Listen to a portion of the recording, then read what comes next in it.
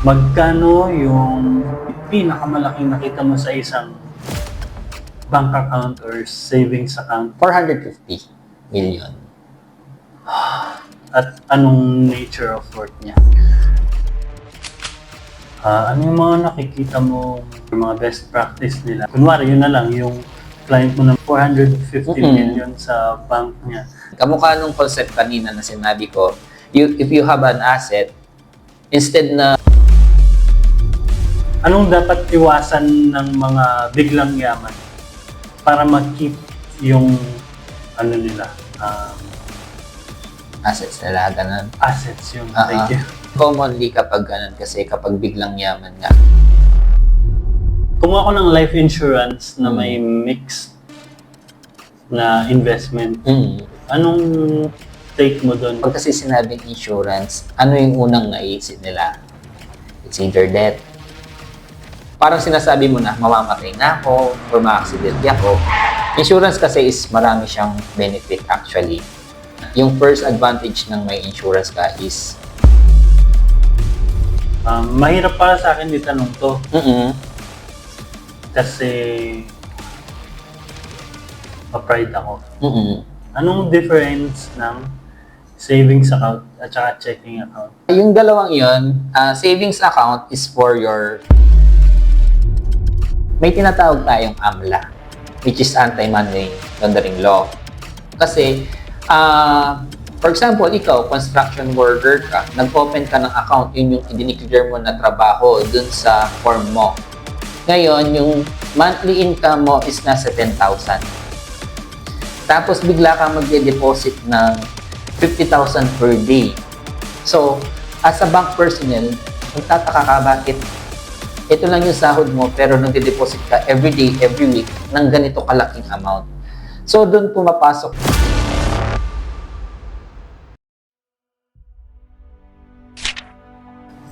I understand na pamilyado ka. Yung suporta, nandun. During that time kasi na nasa local industry tayo, hindi maiwasan yung stress sa trabaho, yung quality time between work at saka ng family. So, even though medyo minsan na kailangan mo talaga mag-sacrifice sa work. How would you like people to remember you? Pumasok yung kliyente sa bank ko as a client. Lumabas yung client na yun as a family member or friend.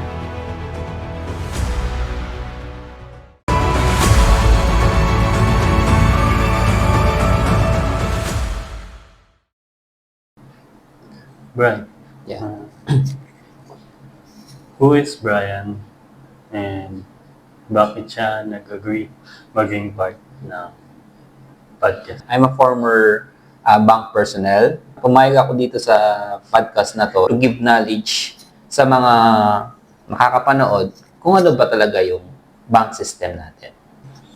Siguro, bago tayo mag-dive sa nuts and bolts, naalala ko nung maliit ako, gusto kong magsundalo, gusto kong magpulis. Ikaw, sa dinami-dami ng trabaho, bakit sa bank mo napili? Actually, yung pag-enter ko ng bank is sinama lang ako ng kaibigan ko after ng graduation. 2 weeks after graduation, inaya ako ng friend ko, sabi niya, Tol, sabi niya, punta tayong Manila. Sabi ko, anong gagawin? Sabi ko nun. Job hunting, sabi ko. Kaso ako, wala naman akong o sige, sabi ko, wala naman akong ginagawa sa bahay. So, pumunta kami ng Manila, sinamahan ko siya. Since hindi niya ganong gamay yung Manila. So, ako kasi, may knowledge na ako about nagta-travel na ako sa Manila way back before. So, sinama niya ako sa mga banking industry within Ayala Ave. So, yun, nagpass kami ng mga resume. And then, fortunately, hindi pa kami nakakalis ng Manila, may tumawag na for examination na. So, ayun, sabi namin, why not give it a try? Yun, pumasa kami sa mga pumasa ako sa exam, sa interview. After a few weeks, tumawag na for deployment na. So, blessing in disguise na rin siguro na napunta, since nag-graduate ako, napunta ako sa banking industry. Since yung course ko is sa marketing, which is align naman siya dun sa financial aspect. So, the rest is history na. Ayos. Para sa mga kagaya kong, wala ganong idea kung ano yung mga work sa bank. Kasi, ang alam ko lang na work doon, basta may manager, tapos may nagre-receive ng pera. Basta anything na ganun. Taga-receive ng deposit, parang ganun. Ano pang mga trabaho sa bangko yung hindi namin mga nakikita, ganyan? Sa bangko kasi maraming mga pillars or mga channels or departments. For example, yung kasi may tinatawag tayong operation, meron tayong tinatawag na marketing, meron tayong tinatawag na sales. So, per department yan. Kasi yung sa sales, it's more on the branch. Kasi yun yung sa branch at saka sa pagpaprocess ng mga loans. So, yun yung kumbaga yung common na nakikita natin sa mga branches na magde-deposit ka ng pera, magwi-withdraw ka ng pera. Nandun yung within marketing and sales yon. Kasi nga, doon nag-in and out yung mga pera. Sa operation, doon tayo nagpa-process ng mga loans, ng housing loans. Kung mapapansin mo, pagpasok mo ng bank, may makikita kang mga iba't ibang mga flyers. May auto loan, may mga housing loan, personal loan. So yun, although nasa branch yung mga mga flyers, pero yung operation ng mga yun at the back office, which is nasa mga business center nila. So, not purely in the branch is more on sales lang. Meron din sila mga sales in terms of sa mga operation loans. So, ayun yung once na hindi lang puro sa pera regarding yung sa bank. Meron din kasi silang gustong i-reach out sa mga client nila na what if kapag kailangan ko ng ganitong pera para sa bahay ko, gusto ko magkasasakyan. So, meron silang mga channels na pwedeng mag-cater sa kanila. Ano pala yung role mo nun? Anong position mo nun sa bangko? Nag-start ako sa first sa BPI as a marketing assistant. And then, I jumped sa East West as a loan processor. Then, eventually, na-promote ako as a team sales leader, which is, yun nga, kami yung mga humahawak ng mga sales, pag-generate ng sales, same time monitoring ng branch. Yun yung mga naging role ko sa bank. So, normally, kami yung nagpapakaskid ng mga announcement, mga promo ng isang bangko.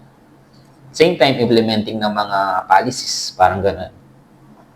Anong favorite mong task? Ganyan. As a frontliner, talking with the client. Kasi nga, since core ko is marketing, I love talking people talaga na kasi kapag nasa industry ka ng marketing or ng sales, you more likely interact with people. Kasi during interaction with other people, doon mo malalaman yung ano ba yung naging buhay nila, ano ba yung problema nila. As a salesperson, kasi kung salesperson ka talaga, nandun ka para hindi lang magbenta. Nandun ka para paano mo siya matulungan doon sa needs niya. Yung totoong salesperson kasi hindi lang siya after sa sales.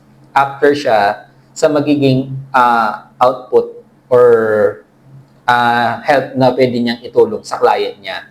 Kasi in the long run, once na yan, yung client mo, tatandaan ka niya na, ay, ito yung nakatulong sa akin. Ito yung sa akin na during na may kailangan akong or may problema ako in terms of financially, parang ganun. Siya yung gumawa ng paraan or siya yung gumawa ng way para masolusyonan yon. So, even though ngayon na wala na ako sa bank industry, meron pa rin ako mga client na tinatanong ako, bakit ako umalis, at the same time, sino yung tutulong sa kanila or ano. Sa lahat ng natulungan mo, may isa ka bang natatandaan? So, yung hindi mo siya makakalimutan kasi sobra yung pagpapasalamat niya sa'yo, gano'n. Meron akong meron naman yung mga during that time kasi parang, during that time is nakapila yung mga loans, which is per queuing. Standard kasi is per queuing. First in, first out. Which is, may mga binaypass akong mga, bypass na law na in terms sa policy ng bank na, yun nga, kasi nga, yung client na yun, between life and death, yung paggagamitan niya ng pera. So, sabi ko, dinefend ko siya na kailangan niya na this day, kailangan niya yung pera niya by tomorrow, since, yun nga, is critical yung family member niya. Which is, kung hindi dahil doon, baka nawala Ano yung na pamilya. nangyari? Oo, ano na nangyari.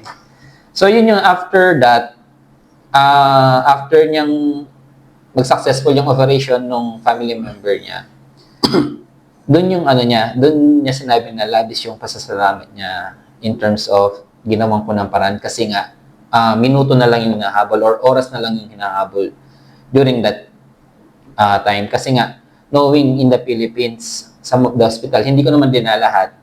So, meron talagang cases na gano'n na nangyayari.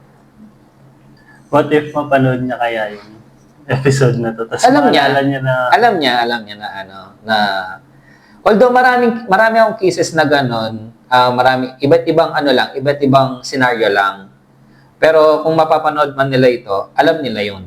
Kasi nga, sabi ko nga kanina, hindi ako after dun sa mapagbentahan lang kita. After ako kung paano kita tinulungan. Both parties. Yes, benefit. Magbe-benefit. Mm-hmm. So, Bri, siguro lahat naman ng malamang lang. Halos lahat ng Pilipino gustong umangat sa buhay, gustong yumaman financially. Ngayon, mare-recommend mo bang kumuha ng kumuha ko ng life insurance na may mixed na investment. Tapos, dahil ayoko nga masyadong sinasabi kung ano yung mga ginagawa ko, tinanong ko siya dun sa tita ko. Tapos, ang naging sagot niya, kukuha ka lang ng life insurance kung may anak ka na, sabi niya. Anong take mo dun? May magigain ba ako dun?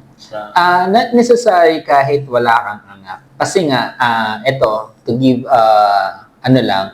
initial short background lang kasi. Pag sinabi kasing insurance, normally kasing pumapasok sa mamamayan, kumbaga, pag kasi sinabing insurance, ano yung unang naisip nila? It's either death, at the same time, scam. So, kaya ganun nag-tie up yung mga insurance company natin with our bank. Kasi nga, para at least ma-explain nila kung ano ba talaga yung purpose ng insurance. Insurance kasi is marami siyang benefit actually. Yung first advantage ng may insurance ka is alam mong safe ka, ano man mangyari sa'yo. Di ba? Kumbaga, sa insurance, nandun siya para at least gabayan ka niya or gabayan yung family mo, ano man mangyari sa'yo. Second thing kasi doon, pag sinabi kasing insurance, meron din tayo kasing insurance plus investment. Ano ba talaga yung pwede mo pang magamit dun sa mga pera mo or sa assets mo. Hindi lang siya pure na insurance na kapag nangyayari sa'yo. Kasi commonly, kapag sinabi kasing insurance, kamukha ng sinabi ko kanina, is natatakot ka. Parang sinasabi mo na, mamamatay na ako or ma-accidente ako, which is hindi. Kasi hindi mo alam yung mangyayari in the future. Kasi nga, at least, ano mang mangyari sa'yo, may sasalo doon sa family member mo. Mahirap para sa akin itanong to. Kasi ma-pride ako. At saka hindi ko talaga makita ano yung difference. Anong difference ng savings account at saka checking account? Bukod sa itong checking account may checkbook. Mm-mm. Anong difference ng dalawa? Yung dalawang yon, savings account is for your daily income, monthly income, na pwede mong i-save up. Normally kasi yung checking account is for the business person. Business person in terms of, lalo na sa mga business, may mga instances kasi na o-order silang ganito ng mga stocks nila, which is, meron silang inisyong post-dated check na once na pumunta dun sa, dun sa date na yon, dun mag-generate yung payment nila dun sa inorderan nila. Parang ganun siya. Kasi normally yung checking account kasi is for the business person or business matter. We advise sa mga, kasi nga, kung mapapansin mo pag nag-open ka ng mga account, tatanungin, ano yung purpose ng ino-open mong account? It's for business, it's for savings. So may mga specific specific item yan na Kung sa savings yan, normally, kung mapapansin mo, medyo mababa yung maintaining balance. Unlike sa checking account, medyo mas mataas siya. So, yun yung pagkaka-differentiate nila. Kaya nga, mas mataas yung sa checking account is for the business kasi siya. Bakit may maintaining balance? Maintaining balance is kasi yan, due to policy kasi ng Bangko Sentral yan. Okay. So, walang doon, no? Kasi mandated ng Bangko Sentral, tama? Isa rin sa mga yan. At the same time, may mga insurance kasi yan, di ba? Kung mapapansin mo, yung nakapost sa trailer nila, yung PDIC. Ano yung PDIC? Yung naka-indicate doon na insured yung pera mo up to 500,000. Yun yung natin. Yun yung, kumbaga, at least, yung nasabi ko kanina, yung sa education natin sa mga fellow Filipinas natin na yung pera nila sa bangko is secured sila. Kasi nga, may insurance sila up to 500,000 siya. Ano man mangyari dun sa bank na yun. May limit ba yung amount ng pera na pwede mong ilagay sa isang savings account? Not necessarily limit siya. Di ba pag mag-open ka ng account, may mga initial deposit yan. And then during pag-open mo kasi ng account, i-declare mo dun kung ano ba yung nature of work mo, ano ba yung source of income mo. Kasi may tinatawag tayong AMLA, which is Anti-Money Laundering Law. Kasi, for example, ikaw, construction worker ka, nag-open ka ng account, yun yung i-declare mo na trabaho dun sa form mo. Ngayon, yung monthly income mo is nasa 10,000. Tapos, bigla ka magde-deposit ng 50,000 per day. So, as a bank personnel, magtataka ka bakit ito lang yung sahod mo pero nagde-deposit ka every day, every week ng ganito kalaking amount. So, doon pumapasok yung tinatawag natin anti-money laundering law, which is, yung anti-money laundering law, kung makikita mo siya, parang from illegal na money, i-deposit mo siya kay bank para maging legalize siya. So, yun yung concept ng laundering. Parang, to be, specific, parang naglalaba ka, linilinis mo yung pera. Kung galing sa masama yung pera, papasok mo sa bank, which is mawawash out yung dumi, di ba? Yun yung natin. Yun yung purpose ng AMLA. Kaya nga, in terms of dun sa limit na sinasabi natin, actually wala siyang limit. It depends dun sa declaration mo, dun sa form mo. Pag sinabi mo, although meron naman mga exemption yun, for example, kung meron ka namang pag kasi tinanong na bakit meron kang weekly or monthly na pumapasok na ganito, there naman tayong consideration or mga parameters na pwedeng sundan. Bakit pwedeng maging legalize yung mga yun? Just for me to understand it better. Kunwari, let's say vlogger, vlogger ako na mayroong 100 million followers. Tapos, every month, kumikita siya ng sabihin nating 90 million. Dahil lang wala akong idea. 90 million every month. Kaya bang tanggapin ng bangko? Yes. 90 million every month? Hanggang forever? As long as mapatunayan na yun yung nagiging source of income natin. Although yung ano natin, si AMLA kasi, automatically na-apply siya sa mga 500,000 a month na mapasok or 500,000 pesos na amount. So, pwede namin siyang silipin or ipadaan sa AMLA kung suspicious transaction yun or suspicious account yun. Yan. May mga parameters kaming sinusundan doon. Pwedeng malaman yun or Ano yun? private yun? Private. Sige. Bright, Hmm? magkano yung, without naming any individual, magkano na yung pinakamalaking nakita mo sa isang bank account or savings account at anong nature of work niya? 450 million. Yun, ano siya, businessman. So may mga specific kasi client na pwedeng tingnan na Kasi minsan nagre-request sila ng mga bank statement. So automatically, makikita mo din yan, which is bawal mong i-disclosure kahit kanino.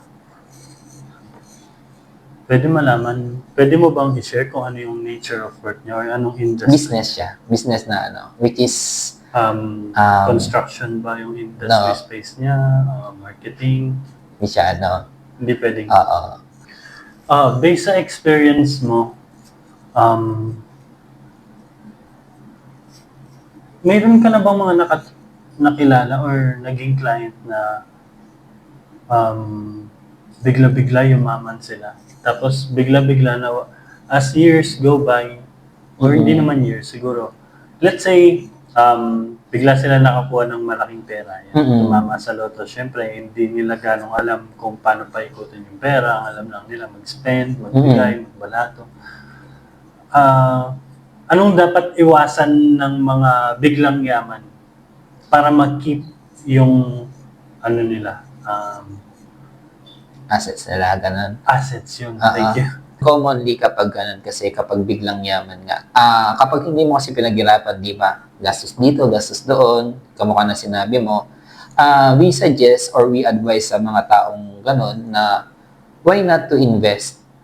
Common kasi why not to invest? Yun nga lang kasi, dapat be wise din sa pag-i-invest. Hindi puro invest lang na Kumbaga kasi, think first kung ano yung papasukan mo. Pangalawa, kung ano ba yung talagang ina-advise namin, mga normally, sa mga lupa, ganun. At the same time, yun nga, doon papasok si retirement, mga sa insurance, para at least, kung sakali mang mawala yung mga investment nila or yung pera nila, meron pa rin silang hinihintay or may mga fallback pa rin silang pwedeng gamitin na source of income nila or source of daily expenses nila.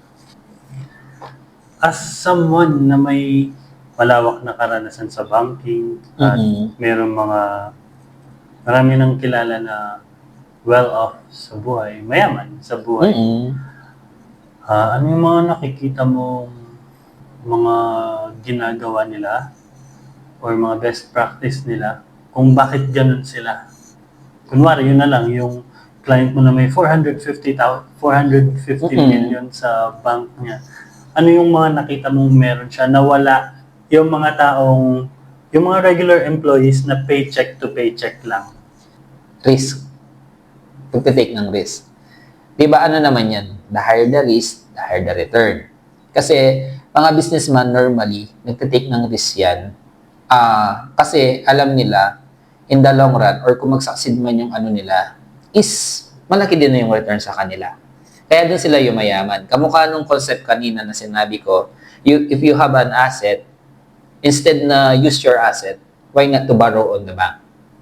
Kasi, kung sakali man na mag-fail yung business nila yun, may fallback din sila na asset, which is pwede nilang ipambayad kay bank. Which is, once na nabayad yung kay bank, pwede na naman silang mag-generate ulit ng loan or ng under borrowing asset. So, yun yung concept nila na instead na gamitin yung asset or yung why not to borrow in the bank, kumbaga, nandun yung innovation. Lagi, may innovation na nangyayari. Kaya sila nagiging successful.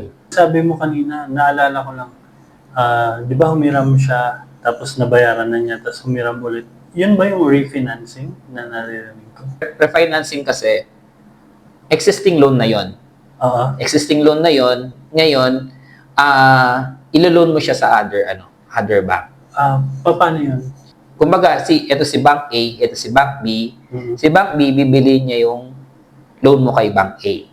Parang i-refinance niya na bayaran yung utang mo kay Bank A. Oo. Tapos, yung loan na yon is mapupunta kay Bank B.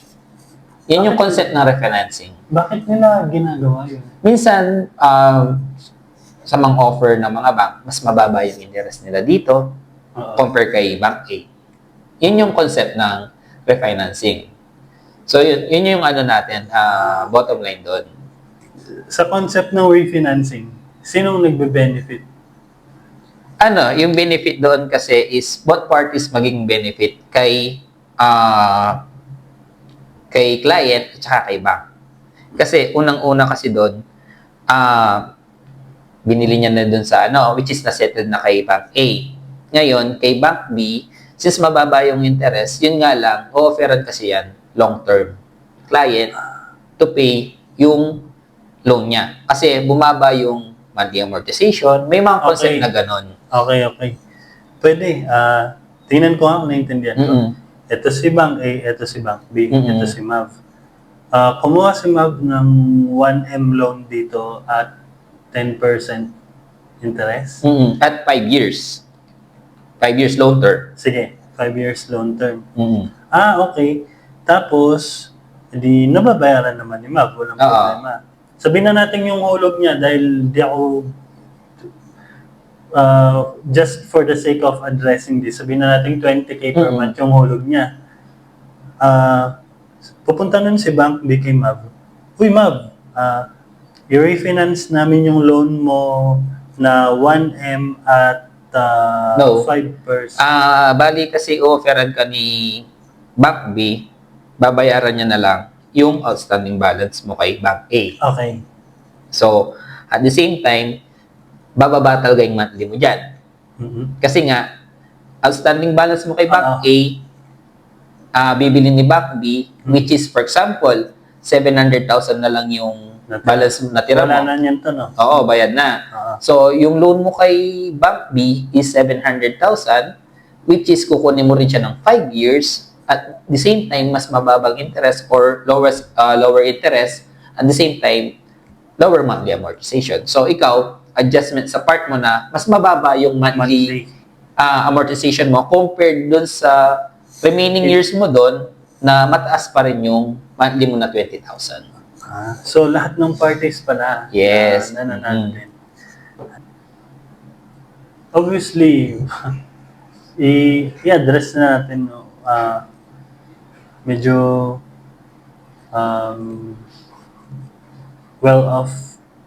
mas well-off ka financially compared sa nakararaming Pilipino, no? At hindi naman well-off talaga. Oo, pero mas mataas sa minimum wage yung package, di ba? So, what experiences did you have that led you where you are right now? Yun yung pagtitake ng risk. Kasi nga, way back before, nakikita ko yung mga kliyente ko is may mga existing business, may mga sariling So, sabi ko, why not to give my chance na yung self ko na, why not to open na sariling business? So, yung ko yun is, pinaka-challenge ko, kung nakaya nila, bakit why not sa sarili mo, di ba? Kumbaga, open ka rin ng business ngayon. Ibig mo sabihin, meron ka rin negosyo ngayon? Bukod sa 9-to-5 job? Nag-open ako ng school supplies, gano'n. So, syempre, hindi nag-upisa ka talaga sa maliit, di ba? So, yun, unti-unti, napapalago mo. So, doon papasok yung, kumbaga kasi may nakilala akong isang person na sinasabi ko lagi, yung innovation. Dapat kasi lagi yun. Huwag ka mag-stagnant dun sa kung nasan ka ngayon. Why not to excel moving forward, kumbaga. So, hindi mo kasi malalaman hanggang di mo nasusubukan. Nakuha mo lang yung drive or nakuha mo lang yung wisdom to take risks dun sa mga client na parang tinulungan mo. Nakuha ko yon dun sa president namin sa sa bank. May coach siya dati na sabi niya, if you not move forward, you will be on the same place. So, naparealize ko, ano ba yung meaning nun? Sabi ko ganun. So, internalize ko na kung kontento na ako dun sa 8 hours magtatrabaho ka, papasok ka ng morning, uwi ka ng hapon. So, parang yung nagiging dating sa'yo is parang everyday routine mo siya na ganun. So, sabi ko, why not na subukan na mag-open ng business?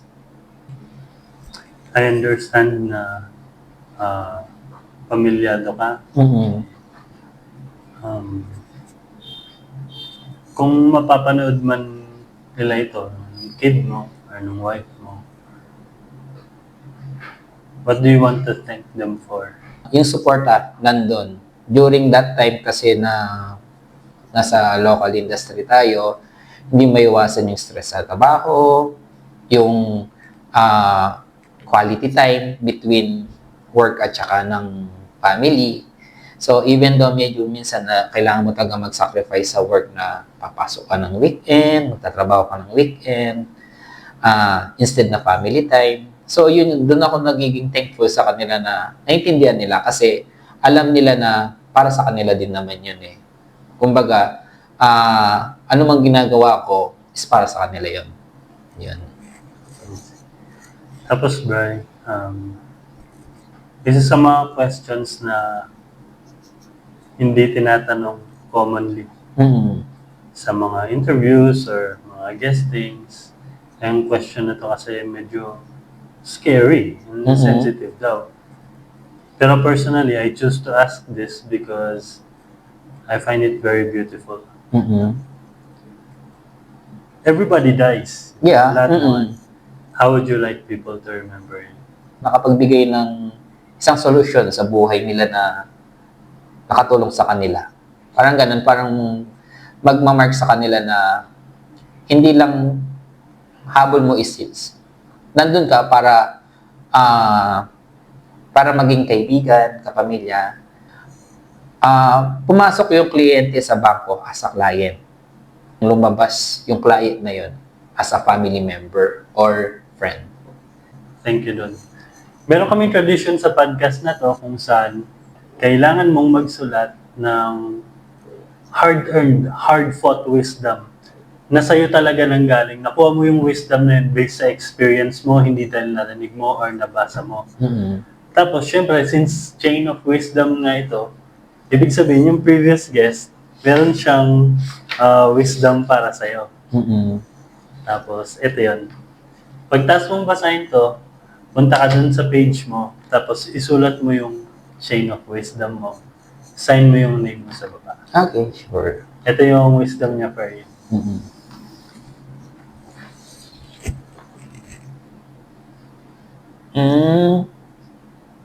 Okay. Sige.